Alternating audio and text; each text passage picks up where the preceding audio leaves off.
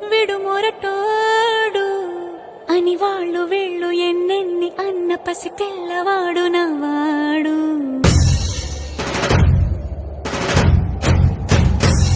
విడు ముండోడు అని ఊరు వాడ అనుకున్న గాని మహారాజు నాకు నవ్వాడు.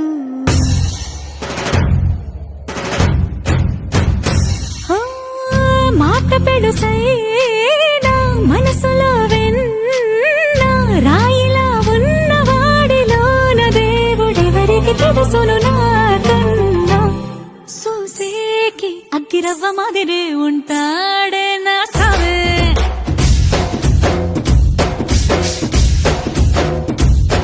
మెత్తాని పత్తి పువ్వుల మరే సంటాడే నా సావే.